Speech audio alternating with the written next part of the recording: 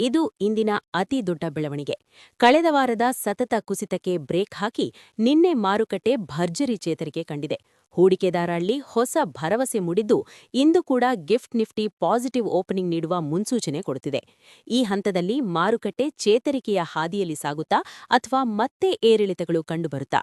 Let's look at what happened one by one, ಅಂದ್ರೆ ಒಂದರ ನಂತರ ಒಂದೂ ನೋಡ್ತಾ ಹೋಗೋಣ. ಇಂದು ಬೆಳಿಗ್ಗೆ ಗಿಫ್ಟ್ ನಿಫ್ಟಿ ಗರಿಷ್ಠ ಪಾಯಿಂಟ್ಗಳ ಏರಿಕೆಯೊಂದಿಗೆ ಹಸಿರು ನಿಶಾನೆ ತೋರುತ್ತಿದೆ.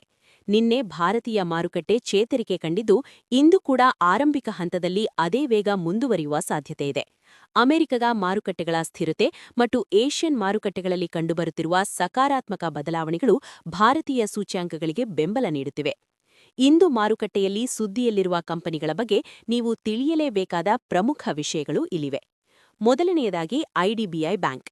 ಕೇಂದ್ರ ಸರ್ಕಾರವು ಈ ಬ್ಯಾಂಕಿನ ಪಾಲನ್ನು ಮಾರಾಟ ಮಾಡಲು ಮತ್ತು ಖಾಸಗೀಕರಣಗೊಳಿಸಲು ಈ ಹಿಂದೆ ನಿರ್ಧರಿಸಿತ್ತು. ಆದರೆ ಇತ್ತೀಚಿನ ವರದಿಗಳ ಪ್ರಕಾರ ಅಗತ್ಯವಿರುವ ಕೆಲವು ಕಾನೂನಾತ್ಮಕ ತಪಾಸಣೆಗಳಲ್ಲಿ ವಿಳಂಬವಾಗುತ್ತಿರುವುದರಿಂದ ಈ ಪ್ರಕ್ರಿಯೆಯನ್ನು ಸದ್ಯಕ್ಕೆ ಮುಂದೂಡುವ ಸಾಧ್ಯತೆಯಿದೆ. ಈ ಸುದ್ದಿಯು ಬ್ಯಾಂಕಿಂಗ್ ವಲಯದಲ್ಲಿ ಭಾರೀ ಕುತೂಹಲ ಮೂಡಿಸಿದ್ದು, ಪ್ರೀ ಮಾರ್ಕೆಟ್ ಅವಧಿಯಲ್ಲಿ ಷೇರಿನ ಮೇಲೆ ಒತ್ತಡ ಕಂಡುಬಂದಿದೆ. ಇನ್ನು ಅರ್ಬನ್ ಕಂಪನಿ ಬಗ್ಗೆ ನೋಡುವುದಾದರೆ, ಈ ಕಂಪನಿಯ ಐಪಿಒ ನಂತರ ವಿಧಿಸಲಾಗಿದ್ದ 6 ತಿಂಗಳ ಲಾಕ್-ಇನ್ ಅವಧಿ ಇಂದು ಅಧಿಕೃತವಾಗಿ ಮುಕ್ತಾಯಗೊಳ್ಳುತ್ತಿದೆ.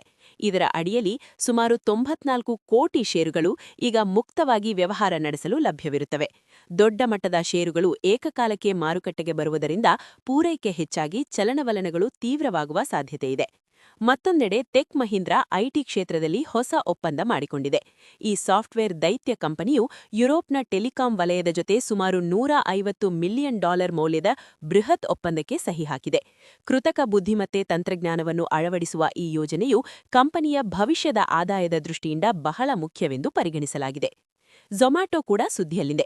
ಕಂಪನಿಯು ತನ್ನ ಪ್ಲಾಟ್ಫಾರ್ಮ್ ಶುಲ್ಕವನ್ನು ಸುಮಾರು 60ರಷ್ಟು ಏರಿಕೆ ಮಾಡಿದೆ ಎಂದು ವರದಿಯಾಗಿದೆ. ದಿನಕ್ಕೆ ಲಕ್ಷಾಂತರ ಗ್ರಾಹಕರು ಬಳಸುವ ಈ ಸೇವೆಯಲ್ಲಿನ ಸಣ್ಣ ಏರಿಕೆಯು ಕಂಪನಿಯ ಒಟ್ಟಾರೆ ಲಾಭದ ಪ್ರಮಾಣವನ್ನು ಹೆಚ್ಚಿಸಲು ಸಹಕಾರಿಯಾಗಲಿದೆ ಎಂಬ ಚರ್ಚೆ ನಡೆಯುತ್ತಿದೆ. ಕೊನೆಯದಾಗಿ ಎಚ್ಎಎಲ್ ಬಗ್ಗೆ ಗಮನಿಸುವುದಾದರೆ, ಭಾರತೀಯ ರಕ್ಷಣಾ ಇಲಾಖೆಯು ಯುದ್ಧ ವಿಮಾನಗಳ ಬಿಡಿಭಾಗಗಳ ಪೂರೈಕೆಗಾಗಿ ಹೊರಡಿಸಿರುವ ಹೊಸ ಟೆಂಡರ್ನಲ್ಲಿ ಎಚ್ಎಎಲ್ ಮುಂಚೂಣಿಯಲ್ಲಿದೆ. ಈ ಯೋಜನೆಯು ಕಂಪನಿಯ ಆರ್ಡರ್ ಬುಕ್ ಅನ್ನು ಮತ್ತಷ್ಟು ಬಲಪಡಿಸಲಿದೆ ಎಂಬುದು ಗಮನಿಸಬೇಕಾದ ಅಂಶ. ಜಾಗತಿಕವಾಗಿ ಕಚ್ಚಾ ತೈಲ ಬೆಲೆಯಲ್ಲಿನ ಸ್ಥಿರತೆ ಮತ್ತು ವಿದೇಶಿ ಹೂಡಿಕೆದಾರರ ಚಲನವಲನಗಳು ಭಾರತೀಯ ಮಾರುಕಟ್ಟೆಯ ಮೇಲೆ ಪ್ರಭಾವ ಬೀರಲಿವೆ. ವಿಶೇಷವಾಗಿ ಐಟಿ ಮತ್ತು ರಕ್ಷಣಾ ವಲಯದ ಕಂಪನಿಗಳು ಇಂದಿನ ಸುದ್ದಿಗಳ ಹಿನ್ನೆಲೆಯಲ್ಲಿ ಹೆಚ್ಚು ಸಕ್ರಿಯವಾಗಿರಲಿವೆ. ಮಾರುಕಟ್ಟೆಯಲ್ಲಿ ಯಾವುದೇ ನಿರ್ಧಾರ ತೆಗೆದುಕೊಳ್ಳುವ ಮೊದಲು ಸುದ್ದಿಯ ಮೂಲ ಮತ್ತು ಪ್ರಭಾವವನ್ನು ಗಮನಿಸುವುದು ಮುಖ್ಯ.